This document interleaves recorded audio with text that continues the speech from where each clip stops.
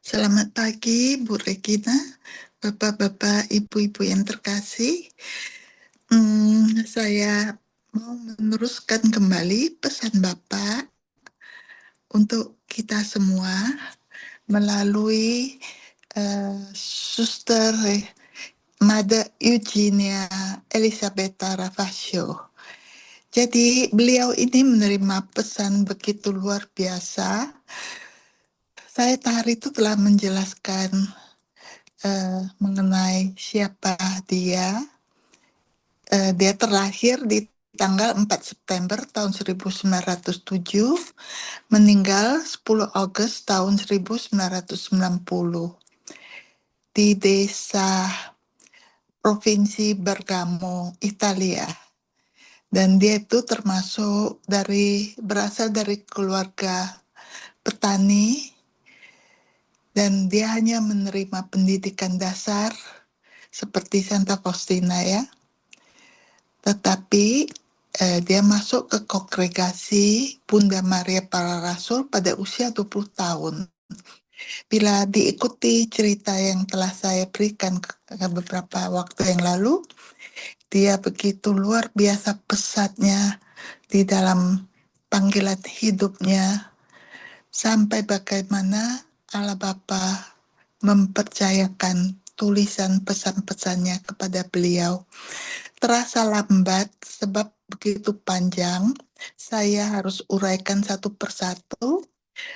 Ini kan kesaksian dari Uskup Grenoble, yaitu Yang Mulia Uskup Caillot, mengenai kesaksian laporan yang dia berikan atas penyelidikan kasus Mother Eugenia. Jadi dia diberikan kepercayaan untuk memeriksa keadaan Mother Eugenia ini. Jadi segitu panjangnya, sepertinya saya ini bagi 3 tahap, hari ini terakhir. Setelah itu saya ingin membagikan mengenai pesan dari Bapak kepada Bapak Paus, dan kemudian pesan Bapak kepada Uskup. Lalu pesan Bapak kepada kita, anak-anaknya, ada 2 bagian. Saya ingin membagikan karena ini merupakan sesuatu yang sangat penting sekali bagi kita saat ini. Dan belum lagi diketahui oleh banyak orang. Jadi setelah selesai semua pengetahuan mengenai pesan-pesan Allah Bapa, nanti saya bagikan bagaimana berdoa oktav konsekrasi kepada Bapa untuk semua manusia. Jadi dalam hal ini kita lanjut dengan bertahap. Sebenarnya pestanya adalah kemarin tanggal 2 Agustus. Tetapi ini bisa dilakukan juga setiap waktu di mana kita sudah siap mengerti apa maksud dari pesan-pesan Bapak ini. Ya, seperti pesannya dari Santa Faustina untuk pesta Minggu Kerahiman Ilahi. Ini juga Bapak ingin dikenal supaya dia juga dibuatkan pesta khusus baginya, yaitu jatuhnya di minggu pertama bulan Agustus. Saya lanjut ya. Jadi ini kesaksian yang diberikan oleh Uskup Caillot dari Grenoble, Uskup Grenoble. Fakta lain, ini tulisan dari uskupnya ya. Fakta lain yang menurut saya sama pentingnya adalah ketika Suster Eugenia menyatakan bahwa ia telah menerima penampakan Bapak. Para teolog yang menyelidiki menjawab bahwa penampakan Bapak itu sendiri tidak mungkin dan belum pernah terjadi sebelumnya dalam sejarah. Suster itu menolak keberatan ini dengan menyatakan secara sederhana, Bapak menyuruh saya untuk menggambarkan apa yang saya lihat.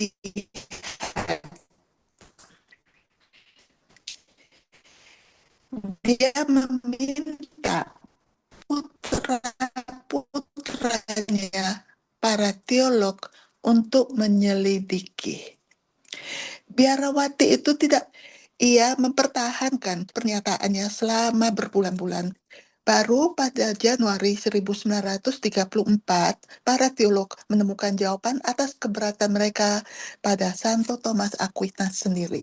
Jawaban yang diberikan oleh doktor gereja yang agung itu tentang perbedaan antara penampakan dan misi sangat mencerahkan. Jawaban itu menghilangkan hambatan yang melumpuhkan seluruh penyelidikan. Ditantang oleh para teolog yang bijaksana, biarawati kecil yang tidak berpendidikan itu terbukti benar. Bagaimana secara manusiawi kita dapat menjelaskan dalam kasus ini juga wawasan, kebijaksanaan, dan ketekunan biarasu akan mencoba menyesuaikan diri dengan penjelasan para teolog. Namun, biarawati itu tetap teguh pada pendiriannya. Inilah alasan tambahan mengapa kesaksiannya tampak dapat dipercaya bagi kita. Bagaimanapun, yang menurut saya patut dicatat adalah sikapnya yang tenang terhadap aspek-aspek mujizat dalam kasus ini. Sementara para visioner palsu memberikan tempat utama pada fenomena luar biasa dan bahkan hanya melihat fenomena tersebut. Mother Eugenia sebaliknya menempatkannya di urutan kedua sebagai bukti sebagaimana sarana tidak ada keadaan kegembiraan yang berlebihan, tetapi ada keseimbangan, nilai yang memberikan kesan yang baik. Saya hanya akan menyinggung secara singkat penyelidikan para teolog, Pastor Albert dan Augustine Valentin. Sangat dihormati karena otoritas filosofi dan teologis mereka. Dan karena pengetahuan mendalam mereka tentang kehidupan spiritual. Intervensi mereka diperlukan dalam penyelidikan serupa lainnya. Kita tahu bahwa mereka bertindak dengan sangat hati-hati, dan itulah sebabnya kami memilih mereka untuk pekerjaan ini.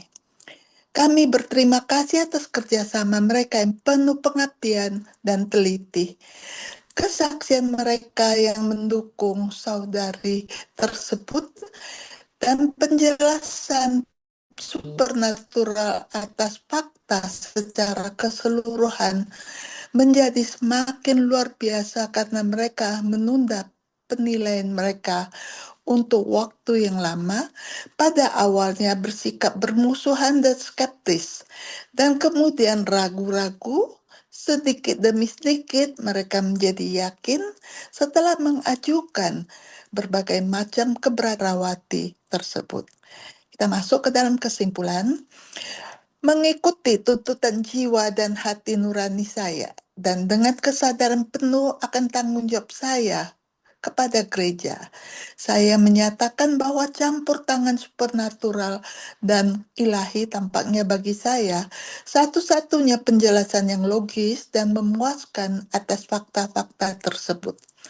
Terpisah dari semua fitur di sekitarnya, fakta penting ini menurut saya mulia, luhur, dan kaya secara supernatural.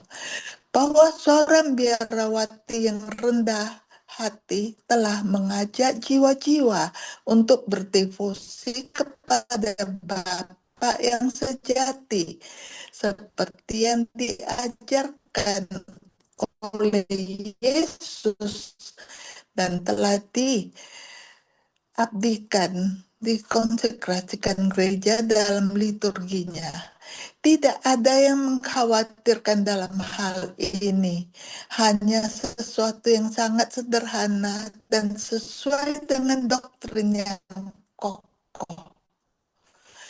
Fakta ajaib yang menyertai pesan ini dapat dipisahkan dari peristiwa utama, dan nilainya akan tetap terpelihara sepenuhnya.